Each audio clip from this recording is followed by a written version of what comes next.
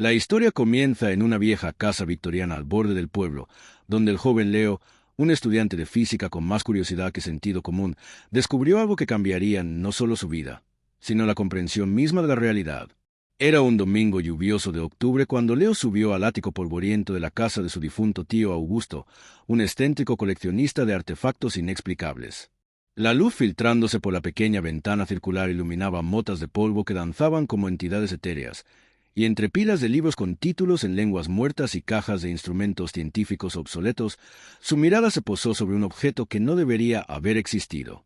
Era un dodecaedro de un material que parecía cambiar de textura bajo la luz, compuesto de 12 caras pentagonales perfectas, cada una grabada con símbolos que se retorcían ante la vista como si intentaran escapar de la superficie. El objeto, del tamaño de un balón de fútbol, emitía un zumbido casi imperceptible, una vibración que Leo sintió primero en los dientes antes de escucharla con sus oídos. Su formación científica le decía que debía documentar, medir, analizar, pero había algo primitivo en su cerebro, algo que los antiguos filósofos hubieran llamado timos, el espíritu impetuoso, que le hizo extender la mano ignorando todas las alarmas racionales. Sus dedos temblorosos se cerraron alrededor de la fría superficie, y en ese instante el tiempo dejó de tener significado.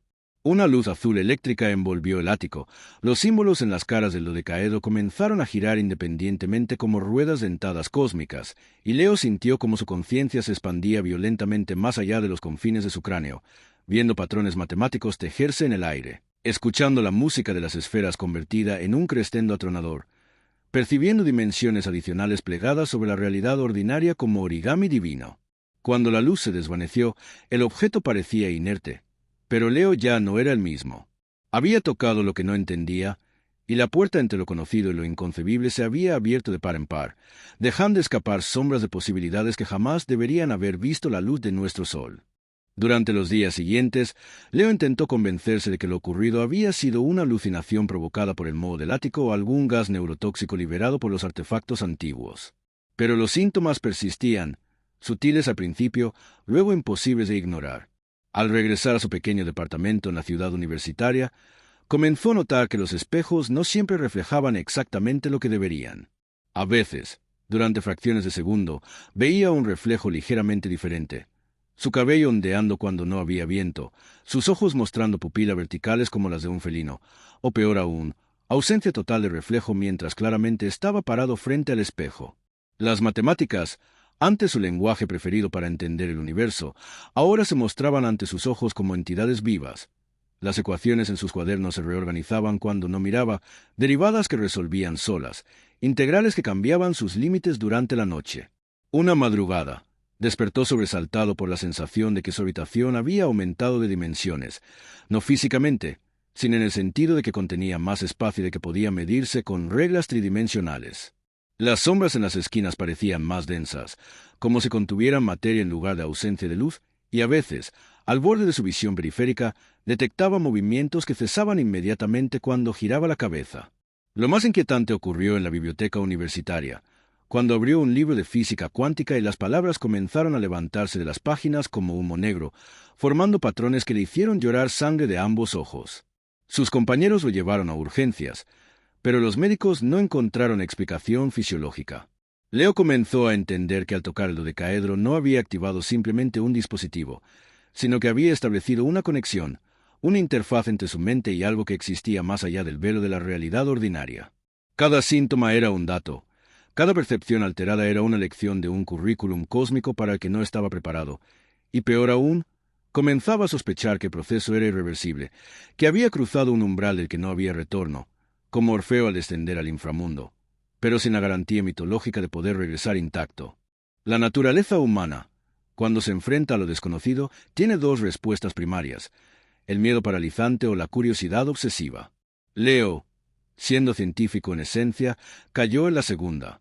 Comenzó a documentar meticulosamente cada fenómeno, llenando cuadernos con descripciones de las alteraciones perceptuales, grabando en vídeo las anomalías en los espejos, aunque las cámaras rara vez capturaban lo que él veía, y pasando noches en vela investigando referencias históricas a experiencias similares. Descubrió leyendas urbanas de físicos que habían desaparecido tras experimentos con dimensiones superiores, menciones en textos alquímicos medievales a la piedra de 12 caras que muestra el verdadero rostro de Dios, y relatos folclóricos de chamanes siberianos que hablaban de objetos del cielo que enseñan y destruyen. Su investigación lo llevó a la puerta de la profesora Aris Torne, una mujer de 60 años que enseñaba historia de la ciencia oculta, un curso marginal que la universidad toleraba por tradición más que por convicción académica. Torne, al escuchar la descripción del dodecaedro, palideció visiblemente y cerró las persianas de su oficina antes de hablar en voz casi inaudible. Le contó a Leo sobre la Sociedad del Umbral, un grupo del siglo XIX que creía que ciertos objetos geométricos perfectos servían como llaves para realidades alternas, y sobre su tío Augusto, quien no era simplemente un excéntrico coleccionista, sino el último guardián conocido de esos objetos. Tu tío pasó los últimos 20 años de su vida intentando olvidar lo que había visto, susurró Torne, sus manos temblando ligeramente al servirte que ya se había enfriado. Decía que algunas puertas no deben abrirse porque lo que está al otro lado puede mirarnos de vuelta, y una vez que nos mira, nunca nos deja ir. Pero la advertencia, en lugar de disuadir a Leo, alimentó su obsesión. Comenzó a experimentar conscientemente con su percepción alterada, descubriendo que podía enforzar su visión para ver los patrones matemáticos subyacentes a la realidad. Las ecuaciones de flujo que gobernaban el movimiento de las personas por las calles, las fórmulas de decaimiento que mostraban la entropía en tiempo real en objetos envejeciendo, y peor aún, comenzó a ver costuras en la realidad, líneas de fractura donde el tejido del espacio-tiempo parecía más delgado, más susceptible a rasgarse. Sin saberlo, cada experimento, cada intento por comprender, fortalecía la conexión, haciendo que el velo entre dimensiones fuera más permeable no solo para su percepción, sino para que lo del otro lado también percibiera nuestro mundo con mayor claridad. Hasta ese momento, los efectos de tocar el dodecaedro habían sido principalmente subjetivos, limitados a la percepción alterada de Leo. Pero en la cuarta semana, la realidad externa comenzó a responder. Comenzó con pequeños fenómenos de sincronicidad aterradora.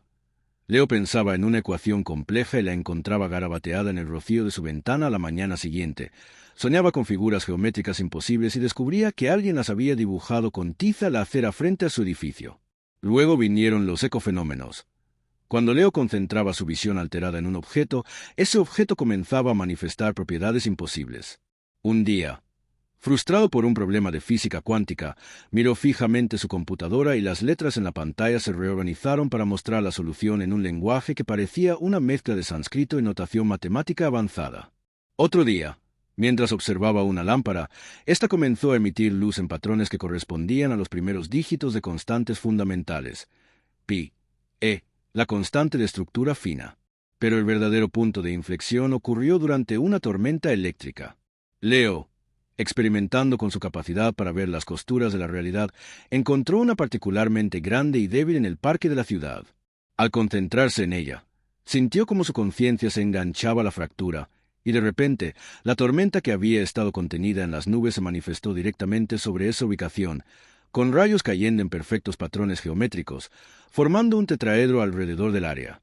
Los testigos hablaron de un rayo inteligente, y la noticia llegó a los periódicos locales. Peor aún, después del incidente, animales en un radio de 3 calles comenzaron a comportarse de manera errática. Pájaros volando en formaciones correspondientes a fractales, perros aullando en frecuencias que rompían vidrios, gatos observando puntos fijos en el aire donde aparentemente no había nada. La profesora Torne visitó a Leo esa noche, aterrorizada.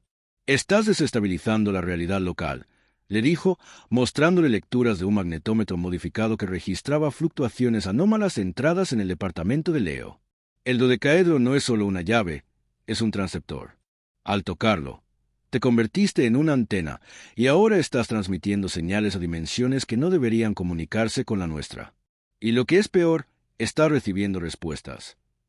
Leo comenzó a notar entonces que las sombras en su departamento ya no solo parecían más densas, ahora mantenían su densidad incluso bajo luz directa, y a veces, al amanecer, encontraba formas geométricas perfectas formadas por polvo en el piso, como si algo hubiera estado caminando, midiendo, estudiando su espacio vital durante la noche. En la quinta parte de nuestra historia, el fenómeno escaló de perturbaciones locales a la aparición de entidades que Leo comenzó a llamar los observadores. Al principio eran solo presencias, la sensación inequívoca de ser vigilado por inteligencias no humanas. Luego comenzó a verlos en los límites de su percepción alterada, formas que existían en más de 3 dimensiones, proyectándose a nuestro espacio como sombras poliédricas que giraban lentamente, siguiendo trayectorias que violaban las leyes de la inercia. No eran criaturas en el sentido biológico, sino más bien conceptos matemáticos manifestados, entidades de pura información que parecían fascinadas por la rareza de un ser tridimensional consciente capaz de percibirlas. Una noche, despertó para encontrar 3 de estas sombras geométricas flotando al pie de su cama, sus superficies cambiantes mostrando patrones que le provocaron migrañas instantáneas y un sangrado nasal copioso. Cuando gritó, las entidades retrocedieron, no por el sonido, sino como si su miel emitiera un tipo de energía que las repelía. Leo comenzó a experimentar con esto, descubriendo que las emociones humanas básicas, miedo, amor, rabia, producían colores en el espectro dimensional que estas entidades percibían y que podían usarse para comunicarse de manera rudimentaria. Pero cada interacción tenía un costo. Después de cada contacto, encontraba que partes de su memoria se habían desvanecido, reemplazadas por conocimientos que no tenían equivalentes en lenguaje humano. Perdió el recuerdo del rostro de su madre, pero de repente comprendió la naturaleza cuadridimensional de un hipercubo. Olvidó cómo montar en bicicleta, pero podía visualizar la curvatura del espacio-tiempo en un radio de 5 kilómetros. La profesora Thorne, cada vez más alarmada, trajo a un colega, el doctor Elijah Vance, un neurocientífico escéptico que terminó convirtiéndose en creyente aterrorizado cuando sus escáneres cerebrales mostraron que el cerebro de Leo había desarrollado conexiones neuronales en patrones geométricos perfectos, y que partes de su corteza cerebral estaban procesando información en lo que parecían ser dimensiones adicionales. Tu cerebro está literalmente reescribiendo su propia estructura para acomodar la percepción multidimensional, murmuró Vance, observando las imágenes de resonancia magnética que mostraban actividad en regiones del cerebro que deberían estar inactivas. Es como si estuvieras evolucionando en tiempo real hacia algo más. Pero esta evolución tenía efectos colaterales. Leo comenzó a perder su anclaje con la realidad consensuada. Los objetos comunes perdían significado para él. Veía una silla no como un mueble para sentarse, sino como una compleja intersección de campos de fuerza y patrones vibratorios. Las personas comenzaron a parecerle como sombras pálidas de su verdadero potencial multidimensional, y lo peor de todo, comenzó a notar que algunas de las sombras geométricas no solo lo observaban, sino que comenzaban a imitar formas humanas, torpemente al principio, luego con mayor precisión, como si estuvieran aprendiendo a interactuar con su mundo mediante la observación de su sujeto de estudio favorito. A medida que Leo se adentraba más en su investigación obsesiva, los efectos en la realidad local se volvieron imposibles de ignorar. En un radio de 10 manzanas alrededor de su departamento, comenzaron a ocurrir fenómenos que desafiaban las leyes de la física. Gravedad que fluctuaba, haciendo que los objetos flotaran momentáneamente, el tiempo que fluía a ritmos diferentes en diferentes ubicaciones. Un reloj en la cafetería de la esquina avanzaba 2 horas, mientras el del teléfono de Leo solo avanzaba 10 minutos. Espacios que se expandían o contraían, haciendo que habitaciones parecieran más grandes por dentro que por fuera. Los residentes comenzaron a reportar sueños compartidos de geometrías imposibles, migrañas colectivas cada vez que Leo realizaba un experimento de concentración dimensional y un sentimiento generalizado de irrealidad, como si el mundo se hubiera vuelto una frágil cáscara sobre un abismo de caos. La profesora Thorne, trabajando con el doctor Vance, identificó el patrón. Leo funcionaba como un transductor, convirtiendo su comprensión intelectual de las dimensiones superiores en distorsiones reales en el tejido espacio-temporal. Cada vez que lograba entender un nuevo concepto multidimensional, ese concepto comenzaba a manifestarse débilmente en la realidad a su alrededor.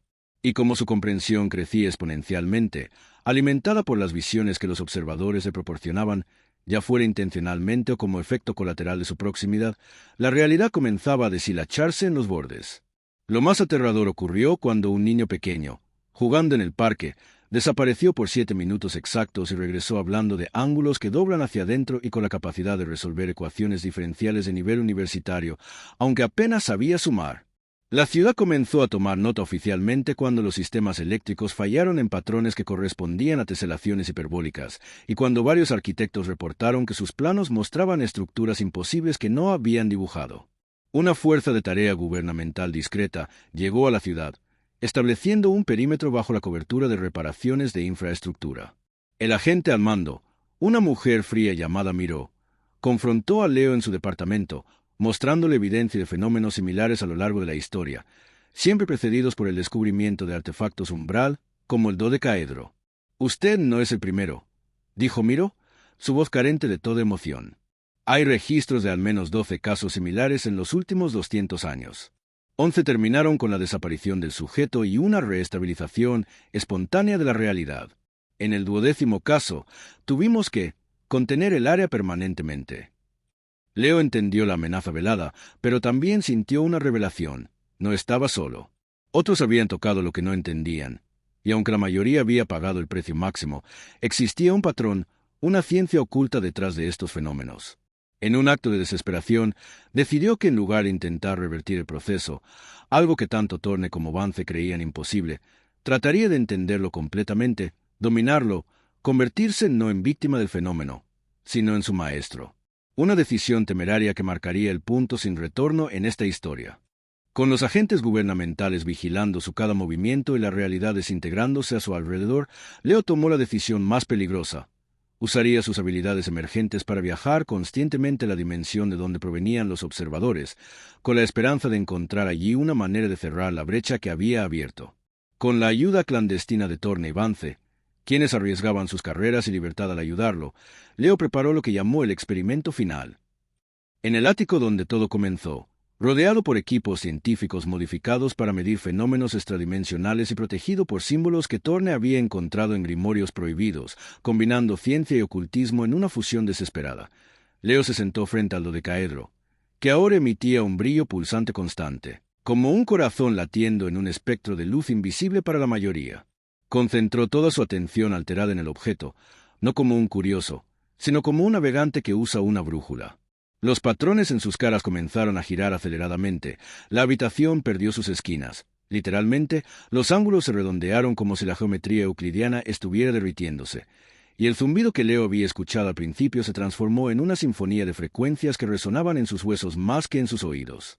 Luego vino el desprendimiento. Su conciencia se separó de su cuerpo físico, no como una experiencia fuera del cuerpo tradicional, sino como una transición a un estado de existencia superior. Se encontró flotando en un espacio que no era espacio, un laberinto de dimensiones donde las direcciones convencionales carecían de significado. Aquí, los observadores no eran sombras, sino seres deslumbrantes de pura geometría y luz, entidades cuya simple presencia transmitía conocimientos que harían estallar una mente no preparada.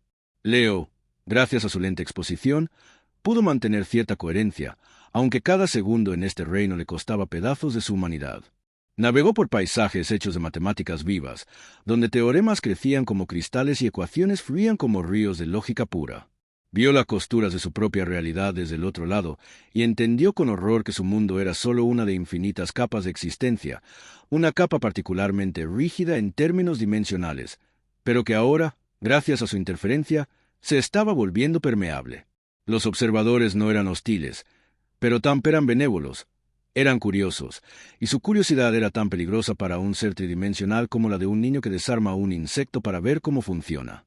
Leo comprendió que debía encontrar el equivalente dimensional de cerrar la puerta, pero para eso necesitaba entender completamente cómo la había abierto. Su viaje a través del laberinto dimensional lo llevó a enfrentar verdades que ningún humano debería conocer. La arbitrariedad de las leyes físicas, la relatividad de la conciencia y el hecho aterrador de que su propio libre albedrío podría ser una ilusión generada por las limitaciones de su cerebro tridimensional. En el centro del laberinto, encontró lo que solo podía describirse como el eje de realidades, un punto de convergencia donde todas las dimensiones se tocaban, y allí recibió la revelación más devastadora. El dodecaedro no era un objeto, sino un ser multidimensional en un estado de sueño, y al tocarlo, Leo no había activado un dispositivo, sino que había despertado a una entidad que ahora soñaba con la realidad de Leo, y los sueños de tales seres tienen la costumbre de hacerse realidad. Regresar a su cuerpo fue una agonía indescriptible. Leo despertó en el ático, con Thorne y Vance intentando reanimarlo, su cuerpo convulsionando mientras su conciencia intentaba reajustarse a las limitaciones tridimensionales. Trajo consigo conocimiento, pero a un costo terrible. Partes de su personalidad se habían disuelto en el mar dimensional, reemplazadas por perspectivas no humanas. Ahora veía a Thorne y Vance no como personas, sino como constelaciones de decisiones probabilísticas, con futuros posibles ramificándose de ellos como árboles de luz. Sabía cómo cerrar la brecha, pero el método era aterrador. Necesitaba redefinir la realidad local, esencialmente reescribiendo las leyes de la física en un radio creciente alrededor del epicentro de la perturbación, usando su propia conciencia como lápiz y el dodecaedro como borrador. Pero hacerlo requeriría un sacrificio, su anclaje a la humanidad. Mientras deliberaban, la situación externa alcanzó un punto crítico. Las perturbaciones dimensionales habían creado una zona de anomalía de 3 kilómetros de radio donde las leyes de la física funcionaban de manera errática. El gobierno, siguiendo el protocolo establecido después de incidentes previos, comenzó a evacuar la población bajo el pretexto de una fuga química, preparándose para esterilizar el área con un método que Miró no especificó, pero que Thorne sospechaba que involucraba una explosión termonuclear de baja potencia para recalibrar el espacio-tiempo con pura energía. Tenían 48 horas antes de que la zona fuera aislada permanentemente. Leo, con su nueva comprensión, sabía que una explosión así solo empeoraría las cosas, rasgando el velo dimensional de manera irreversible. La única solución era una corrección precisa, quirúrgica, desde dentro de la anomalía misma. Prepararon un plan desesperado. Usarían el dodecaedro como lente para enfocar la conciencia alterada de Leo en una reinicialización de la realidad local. Thorne modificó rituales de cerramiento dimensional encontrados en textos prohibidos, mientras Vance preparó un cóctel de neuroestabilizadores para mantener a Leo anclado a su humanidad el tiempo suficiente para completar el proceso. La noche de la operación, el cielo sobre la ciudad mostró auroras de colores imposibles, y las sombras dejaron de obedecer a las fuentes de luz. Los observadores, sintiendo la inminente desconexión, se hicieron visibles incluso para personas normales. Formas geométricas flotando en las calles vacías, ángeles de matemáticas puras que aterrorizaban con su belleza abstracta. Leo, en el centro del ático ahora convertido en santuario científico oculto, comenzó el proceso. Su conciencia se expandió nuevamente, pero esta vez con propósito, no con curiosidad. Comenzó a tejer las costuras rotas de la realidad, a recalibrar las constantes físicas locales, a deshacer las distorsiones que había causado. Con cada ajuste, sentía como partes de sí mismo se desvanecían. Primero los recuerdos de su infancia, luego su conocimiento del lenguaje, luego incluso la comprensión de su propia identidad. Estaba pagando el precio del conocimiento con la moneda de su humanidad. Fuera, la anomalía comenzaba a estabilizarse. Los objetos flotantes caían suavemente al suelo, el tiempo volvía a fluir uniformemente, las sombras geométricas se desvanecían como sueños al despertar. Pero dentro del ático, el precio se hacía evidente. El cuerpo de Leo comenzaba a mostrar sus propias anomalías, sus contornos volviéndose menos definidos, como si estuviera perdiendo resolución en la realidad tridimensional. Al amanecer del tercer día, la anomalía había colapsado en un radio de 50 metros alrededor de la casa victoriana. Más allá de ese perímetro, la realidad había vuelto a la normalidad, aunque los residentes tendrían recuerdos confusos y sueños extraños durante años. Pero dentro de esos 50 metros, algo fundamental había cambiado. Las leyes de la física eran ligeramente diferentes, el tiempo fluía un 3% más lento, y la geometría del espacio mostraba propiedades no euclidianas sutiles. En el centro de esta microrealidad alterada, en el ático, se encontraba Leo, o lo que quedaba de él. Había logrado cerrar la brecha principal, desconectar al dodecaedro entidad y restablecer la mayor parte de la realidad normal.